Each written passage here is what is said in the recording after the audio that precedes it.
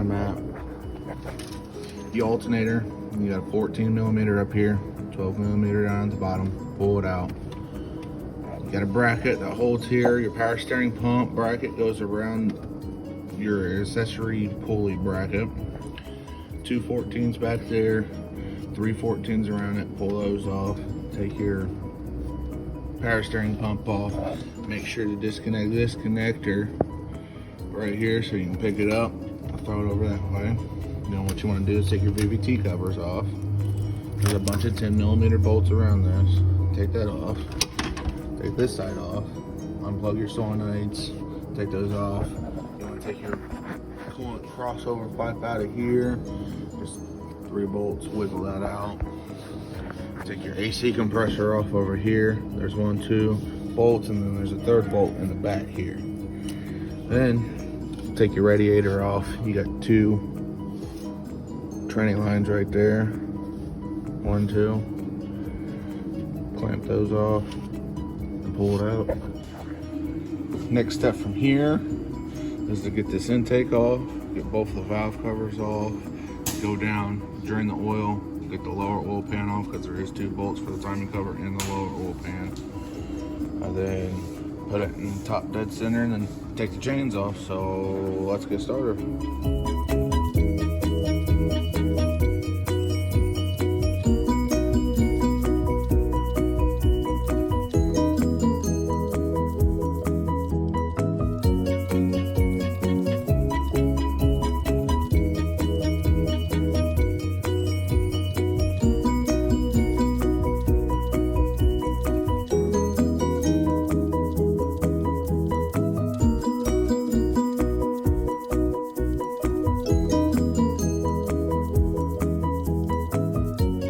Okay, now that we got the rocker covers off, the intake off, we can see the camshafts.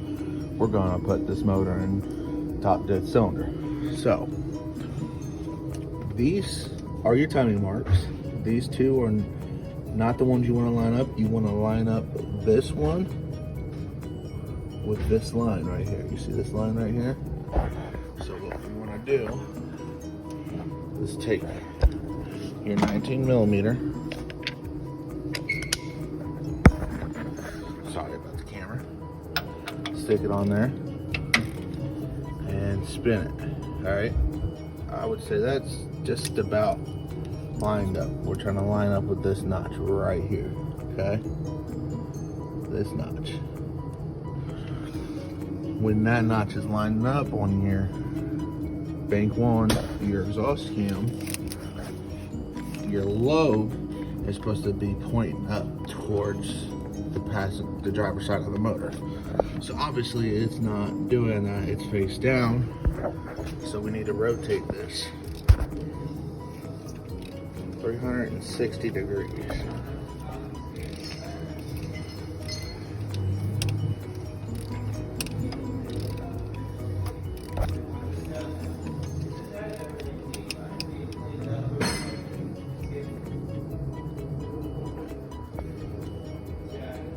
Lined up again, and now my lobe on my cam is facing up towards the passenger side.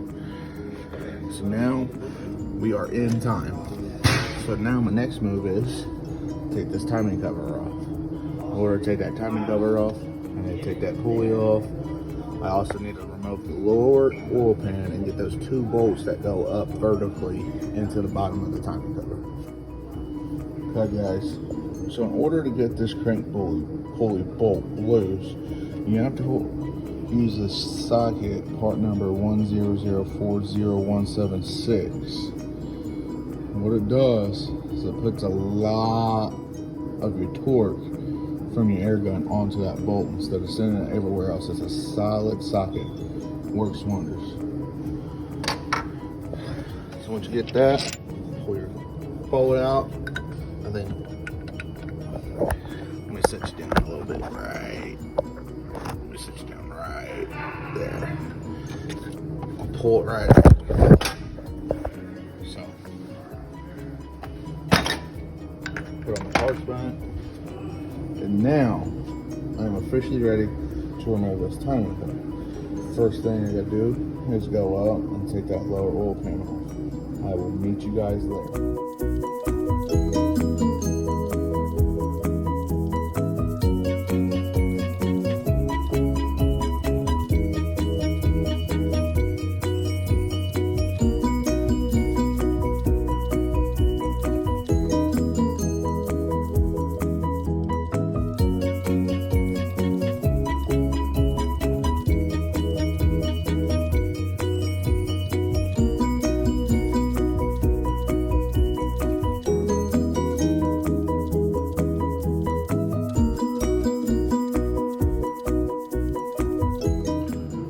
Okay guys, jumped ahead a little bit. Let me give you a little backstory here. So I'm not replacing the timing chain. There's no issues with the timing chain. What had happened with this job was I went to go do a water pump on it, and on the procedure to do the water pump, all you're supposed to do is remove this timing chain tensioner, slide it back, remove this guide, and then hold the chain backwards and just pull out that pump and put a new one in. Well, I did that, and somehow I think the timing jumped down here on the crank, because when I went to go start it up, it was a crank no start. Looked at my timing pins on it, and both banks were advanced to 14 degrees. So what I did is, if you unplugged the phaser solenoid on bank 1, if it starts, definitely lets you know that the motor's out of time. I unplugged that, started right up, so that told me that the motor's out of time. So just going back in to retime the motor so that way it's back in time. So here's the first colored link. You notice it's with the little notch on the sprocket. Same thing over here, notch, sprocket. And down here at the bottom, you have this little notch that lines up with this sprocket. All my guides are in, and the tensioner is set. So this vehicle is in time. So now what I gotta do is I gotta clean up all my surfaces, clean up the timing cover, re-gasket, make everything, seal this back up, and get everything put back together. So let's get started.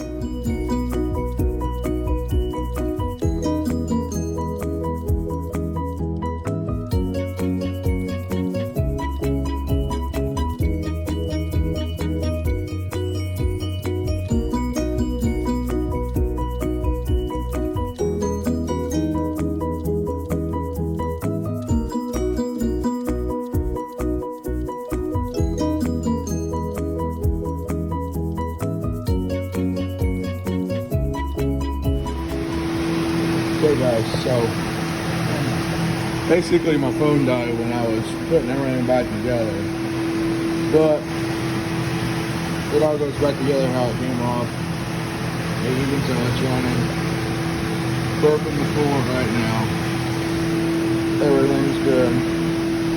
That's how you do timing chains in this Infiniti.